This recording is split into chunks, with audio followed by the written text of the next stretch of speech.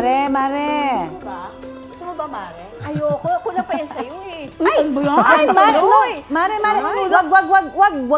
wag mong kakainin yan. Mari, wala pang 5 seconds. Ay, naku. Pakalaglag lang. Ito kasi si Kasi Mare. pinagdadamot eh. Wag mong kakainin. Basta makinig ka muna sa report, ha?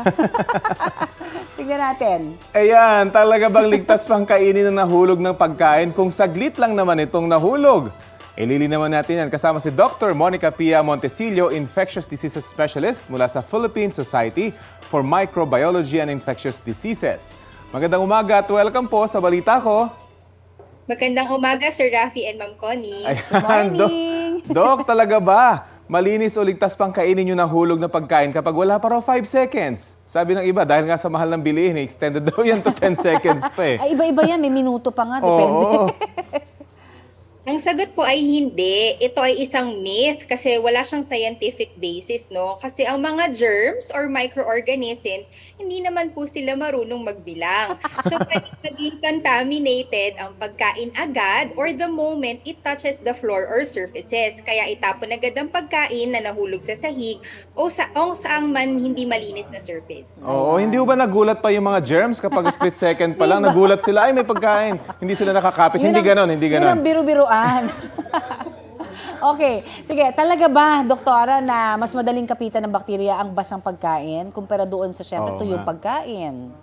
Ang mga bacteria actually talagang attracted po sila sa moisture. Kaya ang mga basang pagkain may higher risk of bacterial contamination kesa sa tuyong pagkain. Ulitin ko, mas malaki ang tsansa. Hindi ibig sabihin na hindi mako-contaminate ang tuyong pagkain. Ayun. Yun. Eto, Doc, ha? Talaga ba na mas masasalba daw yung pagpangato? Pagpangat, oo. Pagpangato. Oo, yung pangat, pag-iinit, oo.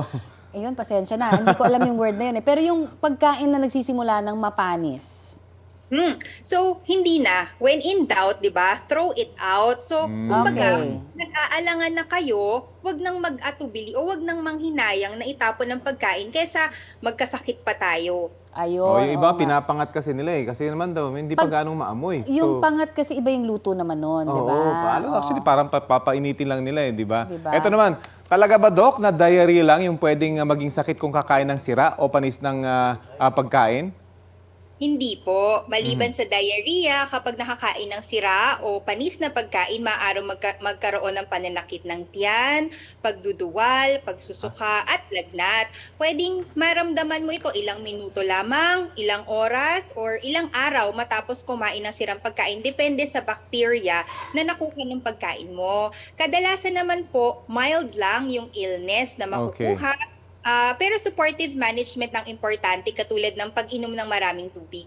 Ayun. Oh, ayan. So ingat-ingat sa mga kabalita natin na paulit-ulit na nag-iinit ng pagkain. Yes. Hoping na hindi mapanis Hindi yung kanilang pagkain. pwedeng yung may pangatlo. Oo. Sabi nga nila, pangatlong beses uulitin. Or pang-apat. Oo nga. Pero sa hirap ng buhay, sino bang makakasisi din sa Oo iba? nga. Diba? Pero of course, kalusugan ang ating priority. Ang pinakamahalaga. Alright. Thank you, Ayan, Doktora. Aubrey Aubrey hindi totoo yung 5-second rule Alam mo na ngayon, ha? Kakainin pa na dapat eh, di ba? Maraming salamat, Doktora Monica Pia Montesillo ng Philippine Society for Microbiology and Infectious Diseases. Thank you, Doktora. Balita ko, may tututukan kayo tuwing 11 a.m. sa GTV. Alamin ang mahalagang balita at impormasyong dapat ninyong malaman sa Balita Ko tuwing Lunes hanggang Biyernes. Mag-subscribe din po sa GMA Integrated News sa YouTube. Sa mga kapuso naman abroad, maaari po kaming masubaybayan sa GMA Pinoy TV at www.gmanews.tv.